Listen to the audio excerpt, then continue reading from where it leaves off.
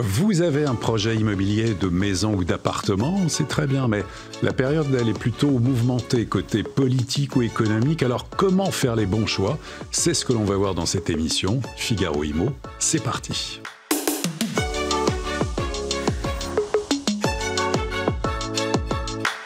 Deux invités sur le plateau de Figaro Immo pour décrypter l'activité des marchés, mais aussi les perspectives, les conditions d'emprunt, c'est bien sûr très important.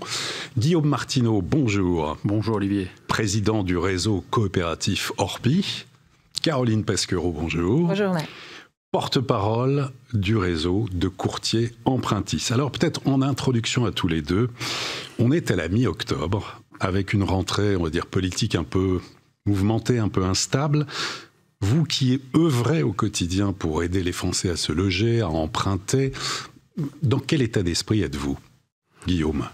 Alors paradoxalement, un état d'esprit plutôt positif parce qu'on craignait cette rentrée lorsqu'il y a eu l'annonce de la fin du gouvernement Bayrou.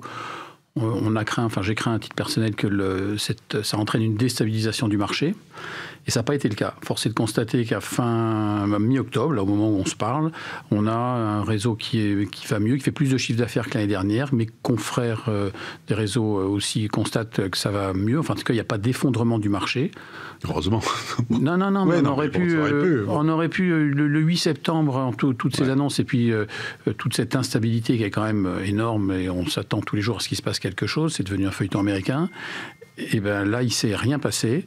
En tout cas, il y a une forme de résilience qui s'installe. La seule chose qu'on surveille, et je suis content d'être à vos côtés, c'est de savoir ce qui va se passer sur les taux d'intérêt. Mais en tout cas, le marché, pour le moment, va bien, mieux qu'en 2024.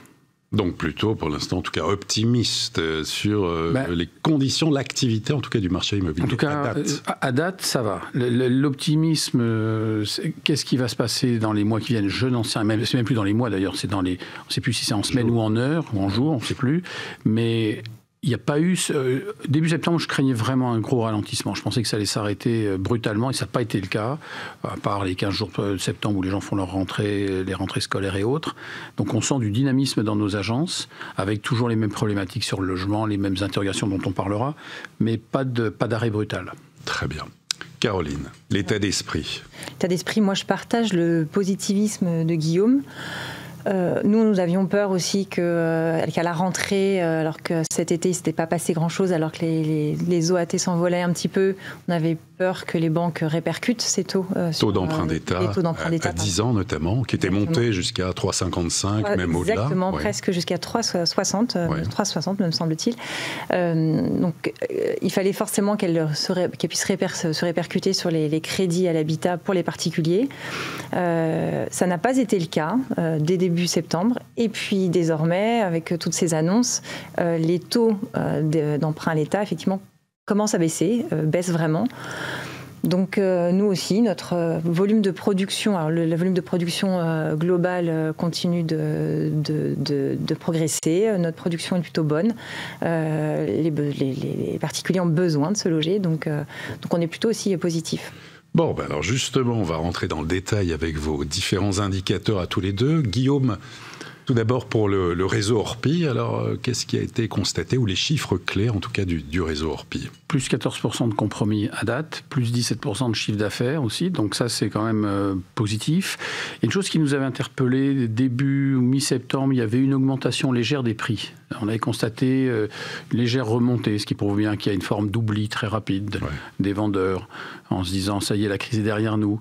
Donc cette crise politique a au moins un effet positif. Dans chaque pépin, il y a un butin.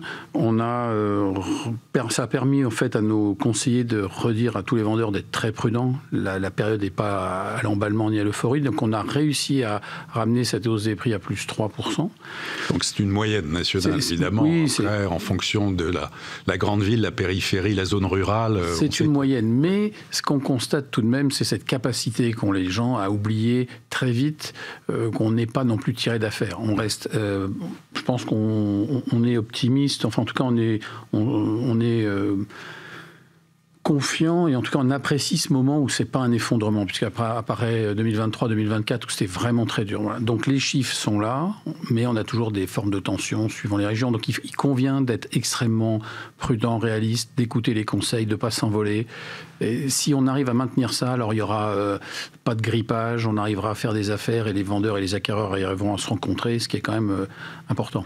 On va revoir l'image, notamment la carte de France, avec là quand même des disparités au niveau des compromis. Là, c'est la période de juin à septembre. Plus 15% à Marseille, plus 13% à Toulouse. Qu'est-ce que c'est ? C'est un rattrapage ? C'est-à-dire que vous avez Toulouse, il y avait eu une inquiétude avec les droits de douane américains quand Trump avait, semble-t-il, évoqué que tout ce qui était aviation pouvait être touché. Donc toute cette région-là avait été un peu touchée. Marseille, eh bien, il y a eu effectivement un rattrapage. Paris, ça peut s'expliquer, on pense, en tout cas nous, ça s'explique par la disparition des investisseurs. Tous les gens qui achètent, qui ont du mal à acheter parce qu'aucune visibilité sur l'investissement locatif. Donc en fait, vous voyez bien que c'est très compliqué, on ne peut pas lire une météo globale. Donc on voit que suivant les régions, suivant ce que font les confrères, leur pédagogie locale, on arrive à rattraper. Nice, c'est mieux que ça n'a été. Voilà. Donc... même s'il y a moins 3%, mais on avait des chiffres plus négatifs. Donc je crois qu'il faut... moi, quand j'ai cette carte chez moi, au sein du réseau, quand on fait nos présentations, on a 46 GIE, 46 groupements d'intérêt économique. Jusqu'à peu, il y avait beaucoup de rouge. Alors c'est notre couleur, mais enfin, dans ce tableau-là, j'aime pas trop l'avoir. Et en fait, à part une ou deux régions, tout est au vert, donc on voit bien que ça a rebougé. Donc, Et ça traduit ce que certains annoncent, c'est-à-dire qu'on devrait être autour des 940 000 ventes cette année pour 2025, qui serait plutôt un bon résultat. Oui, parce qu'en fait, on est toujours aux alentours, à part des années exceptionnelles comme 2022, mais enfin, si vous regardez depuis une quinzaine d'années, c'est toujours entre 700 et 800 000 ventes. Donc si on est à 900 000 ou un peu plus, ça sera effectivement bon signe. Il me semble que les Français ont vraiment compris que les changements politiques, ça n'a plus le même effet qu'il y a quelques années. Avant les élections, tout s'arrêtait, c'était brutal, on ne faisait plus rien parce qu'on attendait de savoir ce qui allait se passer. Aujourd'hui, on voit bien que c'est la grande... je ne sais même plus quoi dire, enfin, ça tourne sans arrêt, donc les gens se disent qu'il faut se loger. Donc on fait le boulot sur les prix, sur ce qu'on doit trouver, et puis après, on attend avec intérêt la suite. Ouais. Un mot sur les marges de négociation, où en est-on, en tout cas chez vous, chez Orpi, à peu près ? On a plus d'offres. Quand je parle d'offres, c'est plus de biens sur le marché. Ouais. On constate depuis juillet que les acquéreurs sont un peu plus négocient un peu plus. C'est-à-dire qu'on a des offres, pour le coup, des offres d'achat, mais les gens reviennent un peu en arrière, parce que je pense que l'inquiétude aussi pour les acquéreurs peut aussi faire qu'ils reculent un peu. Et puis il y a cette volonté de négocier, de continuer à négocier les prix. C'est pour ça que le fait que les prix, on ait réussi à ralentir un peu ce début de hausse qui semblait repartir, c'est un bon signal, ça veut dire que tout le monde écoute. Très bien. Eh bien, on va écouter Caroline Pasquereau qui va nous éclairer maintenant pour le réseau Empruntis sur les conditions d'emprunt, les taux d'intérêt et puis peut-être la production de crédit. Où en est-on, Caroline ? À la production de crédit chez Empruntis, on est similaire à la production nationale de crédit. Par rapport à l'année dernière, c'est plus 40%. Ouais. De production de crédit. Là, on est on est passé au-delà des 12 milliards, pour le marché, bien entendu, 12 milliards d'euros de production mensuelle. On a cette stabilité depuis le printemps, depuis que les taux sont stables. On est même monté à 13 milliards d'euros. 13 milliards d'euros de production. À titre indicatif, on est dans les mêmes proportions qu'en 2016, alors que les taux étaient à 1%. D'accord, oui. Aujourd'hui, on est à plus de 3% et on a quand même ce même volume de production. Donc, je vous rejoins complètement, Guillaume. Ça veut dire que chacun se délie un peu de ce qui se passe au niveau politique. Malheureusement, les impacts politiques ne sont plus aussi percutants sur les décisions de chacun. On est plus sur des impacts économiques. On va plus regarder ce qui se passe au niveau de la Banque Centrale Européenne, au niveau de l'inflation. C'est ça qui va être la métrique des taux et c'est ça qui va dynamiser. Alors justement, les taux d'intérêt, où en est-on ? Alors les taux d'intérêt, ce que je vous disais, ils sont stables depuis le printemps. Cet été, on avait, alors si on là, sur cette courbe-là, 3,30% en moyenne, toute durée confondue, c'est ce que vous indiquez, 3,31. Oui. Exactement, on voit qu'on est à 3,35 sur 20 ans, c'est la durée qui est notre jalon plutôt. 3,35, c'est effectivement plus que les 3% auxquels on avait pu s'habituer au début d'année, mais c'est bien. 3,35, on est dans de la normalité. Il faut vraiment considérer que ceux qui avaient pu emprunter à 1 ou 2% étaient dans une anomalie. Alors ils ont bénéficié de cette anomalie, même si il y avait une répercussion quand même sur les prix. Aujourd'hui, il est bon d'emprunter toujours parce que 3,35 ou dans les 3,30, en tout cas, on est sur des bons taux de crédit. On va voir justement des profils très différents entre le primo-accédant et notamment le secondo-accédant. Oui, alors voilà. Effectivement... sur le marché, c'est à peu près 50-50, plus ou moins, ça va à 45-55. Lorsqu'on était en difficulté, c'est que le primo-accédant était sorti du marché parce que c'était trop haut, il ne pouvait pas, il n'avait pas la capacité d'emprunt pour pouvoir se loger. Donc on avait un recul du marché. Y a-t-il eu un effet prêt à taux zéro? Alors, évidemment, il y a eu un effet prêt à taux zéro, baisse des taux, jumelé au prêt à taux zéro, avec un prêt à taux zéro aussi élargi, avec des offres qui ont été bonifiées par les établissements bancaires. Donc c'est vrai que quand on voit le taux moyen appliqué qui est de 2,66 là sur cette infographie, c'est bien en deçà du taux moyen. C'est l'effet prêt à taux zéro, c'est l'effet des prêts boostés, aussi pour les jeunes, parce qu'on pourra voir aussi que les moins de 30 ans ont encore des taux favorables, plus favorables. Prêt à taux zéro essentiellement, bien sûr, dans le neuf, qui permet de couvrir jusqu'à 30% pour l'acquisition d'une maison neuve et jusqu'à 50% pour un appartement neuf, on va dire. Et puis c'est ouvert à l'ancien, mais avec des conditions de travaux et pas partout. Il faut bien préciser. Pas partout, voilà. Mais les zones ont quand même été élargies. On a bien vu, si on parle effectivement des mesures du gouvernement, il y en a eu sous l'ancien gouvernement, lequel... C'est ce que j'allais vous dire, lequel, parce que là, on ne sait plus. Lequel, je crois que c'était quand même sous M. Bayrou. Valérie Létard avait quand même mis des choses en place. Et c'était très bien pour nous tous, pour nos deux industries, enfin l'industrie de l'immobilier. Et il y a une continuité quand même qui est souhaitée sur toutes ces mesures. On voit que ça a porté ses fruits parce qu'on a eu un retour des acquéreurs pour les prêts à taux zéro, des personnes qui avaient mis en suspens leur projet, qui ont repassé la porte de notre réseau de courtiers empruntis parce qu'il y avait de nouvelles mesures qui étaient mises en place. Alors, qu'est-ce que l'on pourrait dire, peut-être tous les deux, justement, en tout cas ceux qui ont un projet de vie, d'acquisition de maison ou d'appartement continue, il y a toujours des projets. Par contre, peut-être pour l'investisseur, là, il peut attendre d'avoir quand même plus de visibilité en termes de fiscalité, de financement. Quels sont à la fois les freins et les leviers, Guillaume? Les freins, justement, c'est qu'il n'y a pas de visibilité, il n'y a pas de stabilité fiscale, on passe par des phases de montagne russe. François Bayrou devait annoncer, a priori, parce qu'on avait compris, début septembre, un statut du bailleur privé. Donc tout le monde commençait à retrouver le sourire, patatras, il quitte le gouvernement. Et là, on découvre hier ou avant-hier que dans le projet de loi de finances, il n'y a pas d'amendement là-dessus. Donc je pense que les investisseurs ont tendance à déserter parce que vous ne pouvez pas acheter si vous n'avez pas de visibilité. Ce dont on parlait, je vous rejoins sur les primo-accédants, ça nous a frappé, ils sont revenus effectivement. Donc ceux qui doivent acheter pour se loger, on les voit. Même dans l'ancien avec travaux. Oui, on les voit, parce que les prix ont pu se renégocier. Il y a eu cet effet depuis 2 ans. On s'est réhabitué à des taux, et je vous rejoins aussi sur le fait qu'on soit à 3,30, c'est la norme. Ce qui n'était pas normal, c'était avant. Par contre, les investisseurs n'ont aucune visibilité. Nous, on ne sait pas quoi leur dire. On ne sait plus quoi dire, finalement, au pouvoir public, parce que, quels que soient les ministres, on s'aperçoit que ça change sans arrêt. Donc, il n'y a pas de... En fait, ce matin, j'entendais la députée, enfin la maire de porte-parole des LR qui parlait de Alors, logement. Nous sommes jeudi 16 octobre, je précise, au moment où nous enregistrons l'émission. Voilà. Et elle parlait de logement. Et beaucoup parlent de logement. Tous parlent de logement. Et moi, la question que je serais tenté de leur poser, c'est mais quelle est votre vision et quelle est votre politique du logement? Parce qu'en parler, c'est une chose. On est dans l'incantation. Sans faire de politique aucune, je ne juge pas, on doit loger tous les Français. Mais je ne vois pas, je n'entends pas depuis 4 ans une politique de logement. Donc les investisseurs, pour acheter, doivent avoir une vision. Et aujourd'hui, je mets au défi quiconque a des enfants de loger ses enfants en région ou n'importe où, même sur Paris, vous trouvez rien, parce qu'il n'y a pas de bien à louer. Il y a la queue dans les agences, on n'ose pas mettre un bien sur le marché parce qu'on a 200 appels d'un coup. C'est pas normal.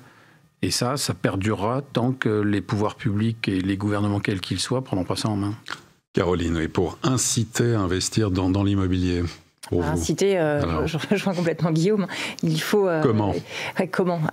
Comment il faut assurer la continuité de ce qui a été déjà réalisé dans des propositions, à mon sens, les réajuster s'il y a besoin, ça changera peut-être effectivement en fonction de la couleur politique, je vous rejoins, mais on a besoin de cette stabilité, il ne faut pas recommencer à zéro, repartir avec des mesures qu'il va falloir réétudier, etc. Il y a des choses qui avaient été proposées. On est vraiment dans un no man's land, donc il faut absolument qu'il se passe quelque chose, même s'il faut le corriger après parce qu'il pourrait y avoir des failles. Et les investisseurs, aujourd'hui, quoi leur dire effectivement ? Aujourd'hui, on leur disait ça va bientôt sortir. On ne peut rien leur dire encore aujourd'hui. Et maintenant, ceux qui voudraient investir, attendent. Ouais. Ceux qui, il y a encore quelques mois, se disaient bon, tant pis, j'y vais parce que il faut quand même le faire, les taux sont bons, l'offre est bonne, j'y vais. Là, on se dit que peut-être il faut attendre. Mais est-ce qu'on va avoir quelque chose avant les élections présidentielles ? Ce que j'arrive pas à comprendre, en fait, c'est que ça concerne tout le monde, parce qu'on parle de l'investisseur privé, mais quand il achète, il y a une chaîne derrière qui travaille, c'est-à-dire que les promoteurs, tout le secteur du neuf est sinistré, donc ça fait travailler beaucoup de gens, jusqu'au client final, finalement, qui nous importe tous, c'est ce locataire qui rentre, qui pousse une porte et qui a besoin de se loger. Donc, c'est pas un problème de riche, c'est un problème de...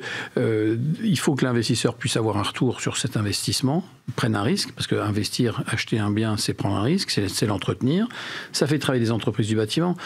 Donc, il y a certainement une raison. Je pense que fiscalement et le budget, on voit le niveau de la dette. Donc, on ne peut pas demander des miracles. Et nous, on n'attend pas des miracles. Ce qu'on attend simplement, c'est une stabilité. Voilà, qu'on nous dise, écoutez, voilà, c'est comme ça ne bouge pas pendant 15 ans, mais pas de promesses inconsidérées. On reste réaliste, on ne demande pas à la lune. Mais puis on permet de loger des familles, des étudiants. Ça profite à tout le monde. Quelles que soient les tendances, ça profite à tout le monde. Et je suis effaré par le nombre d'appels qu'on peut recevoir, et même moi à titre personnel, de gens qui m'appellent en me disant tu ne peux pas intervenir sur telle agence en région parce qu'on a vu un appartement, il y a tant de dossiers, on voudrait pouvoir loger notre fils. On en est là. C'est-à-dire que les gens sont... c'est le système D en permanence. Le DPE, MaPrimeRénov', est-ce qu'on est à la hauteur des enjeux ? Où en est-on, Caroline ? Là, on a besoin aussi d'une lecture simple. Ça a été mis en place, c'est très bien. Il faut des mesures novatrices. Il faut qu'on arrive à sortir un petit peu de tout. Il faut qu'on remette des logements sur le marché. Il faut inciter effectivement les bailleurs à réaliser des travaux pour que ça revienne dans le système de location. Donc, on a des bonnes nouvelles a priori, puisqu'il y aurait jusqu'à 800 000 logements qui reviendraient. Mais à partir du 1er janvier 2026, avec l'électricité là, exactement, mais pris en compte. Donc de nouveaux calculs. En fait. De nouveaux calculs. On n'est pas à l'abri de calculs encore qui viendraient changer encore une fois. C'est ce manque de lisibilité qui est toujours assez gênant. Moi, je suis contente à chaque fois que je vois qu'il y a une mesure qui est prise, quelle qu'elle soit, parce que si elle a pour objectif de dynamiser, de remettre des biens sur le marché, de remettre des biens à la vente, c'est extrêmement bénéfique pour tous. Est-ce qu'ils sont utiles ? Oui, ils sont de toute façon utiles. Mais on a besoin quand même d'avoir cette lecture simple. Alors, tant les agents immobiliers, quel que soit leur réseau, que les courtiers sont là pour décrypter aussi tout ça, parce que chacun est noyé et lit tout et n'importe quoi sur ces mesures. Il faut savoir les décrypter pour qu'elles se soient du concret, pour pouvoir passer au stade du projet à la réalisation. Et on a besoin de confiance, on a besoin de transparence. Guillaume, sur le DPE notamment. Écoutez, sans trahir de nom, j'ai quand même discuté avec un député dernièrement qui devait faire des travaux et qui m'a lui-même avoué qu'il ne comprenait rien à MaPrimeRénov'. Donc je me dis, si vraiment vous-même, vous imaginez le reste des Français, c'est-à-dire que on a besoin de simplicité, je pense. y a une espèce de tourbillon permanent. C'est de l'agitation permanente et on a besoin de... Mais à force de le répéter, je me demande si je ne vis pas dans un numéro télévisé, vous savez, du prisonnier, où vous répétez la même chose et vous finissez par croire que personne ne vous entend. Donc, c'est les courtiers, les banquiers, les présidents de réseau, enfin, tous les acteurs du logement disent la même chose. Donc, soit on nous dit une bonne fois pour toutes, on ne peut pas, et arrêtez de demander et faites avec. Et là, tout le monde s'adapte. Ou alors, on prend des mesures courageuses qui aideront les gens. Parce qu'en fait, aider le logement, c'est aider l'économie. Il doit y avoir une raison qui m'échappe. S'ils ne le font pas, je ne pense pas que ça soit pour nous embêter. Donc, il y a forcément quelque chose. Mais ma prime rénov', il faut avoir fait Polytechnique pour comprendre les textes. Et tout le reste est à l'avenant. C'est-à-dire on met, on retire pour 6 mois, mais on remet. Il y a 800 000 le premier. Donc bientôt, on va regarder le signe astral pour savoir si vous rentrez, si vous êtes du bon décan. Donc c'est devenu le Far West. Et pour autant, ce sont des obligations désormais. C'est rentrer dans les obligations. Vous devez, dans les agences immobilières, les indiquer. Les banques en tiennent compte. Oui, ça, il n'y aura pas de retour en arrière. Il n'y aura pas de retour en arrière, mais c'est absolument nécessaire que justement la lecture soit simple, parce que les conditions des taux aussi, par exemple, les conditions d'octroi du crédit, dépendent aussi de la note du bien. Avant, il y avait l'emprunteur, le bien, l'offre et la demande, savoir s'il y avait une fluidité dans le marché, et désormais, il y a le bien en lui-même. C'est pour ça qu'il ne faut pas confondre ma prime rénov et les DPE. Les DPE sont vraiment très importants. Nous, on a soutenu toutes les mesures courageuses, finalement, qui avaient été prises, parce que c'est beaucoup de travaux pour les Français, mais ça stabilisera et ça donnera un meilleur confort de vie pour nos compatriotes. Et les DPE, je vous rejoins effectivement, les banques regardaient avant la distance, la voiture, l'usure, maintenant le DPE. Alors il y a eu ces changements aussi de DPE, 6 mois avant les DPE tels, après on a changé parce qu'on s'est rendu compte que c'était une aberration.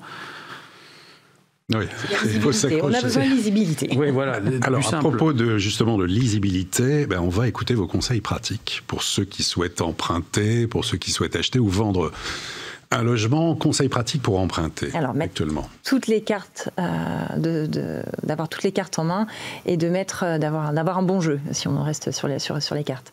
Dès lors qu'on sait qu'on va mûrir un projet, il faut avoir des comptes qui soient sains. Les banques regardent effectivement les comptes. Une bonne gestion de compte, ça veut dire qu'il y aura un bon remboursement de son emprunt. C'est du bon sens, mais ça fait toujours du bien de le dire. Bien sûr. Voilà, il faut prévoir effectivement son projet, le mûrir, se faire accompagner. C'est toujours le bon moment, surtout quand on est primo-accédant, d'emprunter dans des conditions qui sont de la normalité aujourd'hui. Les taux, selon vous, ne vont pas bouger d'ici la fin de l'année, ou très peu, ou c'est difficile de se projeter? C'est de toute façon très difficile, mais effectivement, au sortir de l'été, on s'attendait à une hausse qu'on n'a quasiment pas eu. On a eu 0,10% lorsqu'il y en avait sur les durées les plus standards. On s'attendait à ce que peut-être il y aurait une petite hausse qui serait réalisée d'ici la fin de l'année. Mais comme les taux d'État viennent de baisser, on a déjà, nous, certains établissements qui viennent de corriger. À la baisse. À la baisse. Donc les taux d'intérêt pour les particuliers. Donc ça, c'est une bonne nouvelle. Il fallait commencer par ça. Oui. Sans vouloir trahir tout, je ne vous dis pas que les taux vont baisser. Déjà j'en sais rien. Mais c'est que certains vont corriger. C'est-à-dire que les dossiers de crédit qui rentrent aujourd'hui, de toute façon, sont pour les volumes de production de l'année 2026. D'accord. Donc les banques ont des volumes de production à respecter, etc. Donc les vannes ne sont pas du tout fermées. Les banques sont plutôt ouvertes, elles cherchent plutôt des bons profils. Quand on est dans un marché qui fonctionne bien, elles vont chercher plus des profils, elles vont être un peu plus regardantes, d'où la qualité de son dossier, son projet qui est bien mûri, des comptes qui sont sains. Donc ça, ce sont effectivement les conseils. Et sur notre projection de taux, certaines ont quand même besoin aussi de rattraper le retard qu'elles ont eu au courant de l'été quand les taux ont beaucoup augmenté. C'est-à-dire qu'elles empruntaient, elles, plus cher. Donc ça leur coûtait presque de l'argent de prêter. Donc elles vont peut-être ne pas bouger parce que là, ça se détend pour elles un petit peu. Donc elles vont avoir un facteur stress moins important. Mais peut-être certaines qui ont envie de prendre de l'avance sur 2026. Et c'est la banque en question à laquelle je pense va un peu baisser ses taux. D'accord. Et alors que d'autres vont rester peut-être. Bon. Voilà. C'est stable. Ça va être plutôt des bonnes nouvelles. Guillaume Martineau, je prends sur l'acquisition, de bonnes nouvelles. Les conseils. Les conseils, si on reste dans le thème du jeu, c'est justement de ne pas jouer, c'est d'acheter quelque chose pour se loger, pas pour faire un coup. Là, je parle pour les gens qui achètent pour habiter, pas d'investissement. On n'achète pas un produit, on achète un logement. On achète un logement et c'est toujours important de se rappeler de ça. De vérifier évidemment que ce que vous achetez peut se revendre, parce que quand on achète, il faut toujours penser à la revente. Donc acheter quelque chose qui soit facilement revendable, mais après, les conseils, c'est difficile parce que les conseils, c'est de dire de ne pas se laisser aveugler par un joli jardin ou quelque chose comme ça. C'est vraiment de visiter, par exemple, un conseil. On arrive en novembre, octobre-novembre, je dirais que c'est le bon moment pour visiter parce que quand vous visitez en novembre, décembre, vous voyez les jardins à l'état naturel, sans fleurs, sans rien. Vous voyez si les maisons sont bien chauffées. Donc c'est en fait un très bon moment. Souvent, les gens attendent le printemps. Et avec plus de 30 ans d'immobilier, je m'aperçois qu'il vaut mieux visiter octobre, novembre, décembre et acheter à ce moment-là, parce que vous voyez vraiment la réalité, vous voyez le bien au pire moment. Et donc ça, c'est un côté, je dirais, pratico-pratique. Même question pour Caroline sur les taux d'intérêt, sur les prix de l'immobilier. Ceux qui vous écoutent aussi, c'est pas évident non plus, mais quel est votre sentiment, les tendances, Guillaume Martineau? Les tendances sont pas à la hausse. Donc ceux qui m'écoutent, s'il y en a qui m'écoutent, c'est surtout ne repartez pas, ne commettez pas l'erreur de réaugmenter vos prix. On voit bien en agence, moi j'ai 2 agences et je vois bien ce qui se passe. Nos acquéreurs sont circonspects. Donc aux vendeurs, surtout, faites des estimations. Méfiez-vous des sirènes, regardez la réalité, mettez-vous à la place d'un acquéreur. Moi, je leur demande toujours à mes conseillers de calculer les mensualités, de dire à un vendeur, voilà, pour acheter votre bien, voilà ce qu'il faut comme apport et voilà ce que ça coûte par mois. Et souvent, les vendeurs ne pourraient pas racheter leur propre bien. Donc, soyons vigilants. Je pense que la légère correction qui vient de se faire était une bonne chose. En fait, il faut toujours qu'il y ait un moment de crise pour que les gens prennent conscience que... Donc voilà. Donc là, on est dans un moment où c'est relativement bien. Donc, cassons pas la machine. Ceux qui veulent vendre arriveront à vendre. Très bien. Pour terminer, en conclusion à tous les deux, peut-être un mot de votre développement respectif du côté d'Empruntis. Alors nous, on est assez orienté technologie. Ouais. On a déjà fait, par le biais de notre groupe, quelques avancées qui vont nous permettre de fluidifier les opérations, de les simplifier. On a un vrai côté humain et on pense que, comme un agent immobilier, le courtier a ce devoir en fait d'accompagnement et c'est vraiment rassuré. Donc tout ce qui ne peut pas être traité par les machines, de l'empathie, de l'écoute, etc., sera traité et continuera à être traité par nos franchisés et nos courtiers. Mais on est en train de développer, notamment via l'intelligence artificielle, beaucoup de modules qui vont nous permettre une meilleure lecture, la simplification dans le process. Guillaume Martineau, alors nous, développement. Notre réseau reprend des agences, donc là on est plutôt content. On a développé le concept d'Orpi Village, donc on va dans les territoires là où il n'y avait pas d'agence, donc ce ne sont pas des agences low cost, des agences avec le même service où il y a peu de marché. Et on élargit notre offre, c'est-à-dire qu'on a créé des filiales sur l'assurance, sur le financement aussi, pour aider, pour accompagner nos clients, pour trouver des financements et des assurances un peu plus simplement. Donc on travaille évidemment avec l'intelligence artificielle parce que ça bouleverse le paysage, mais on retrouve des couleurs et on regagne des agences. Eh bien, merci à tous les deux. Merci de nous avoir donné des couleurs, en tout cas de ce marché qui, pour l'instant, est dynamique. Guillaume Martineau, Orpi, merci infiniment. Merci. Caroline Pasquereau pour Empruntis, merci beaucoup. Merci Olivier. Et à très bientôt pour une prochaine émission de Figaro Immo.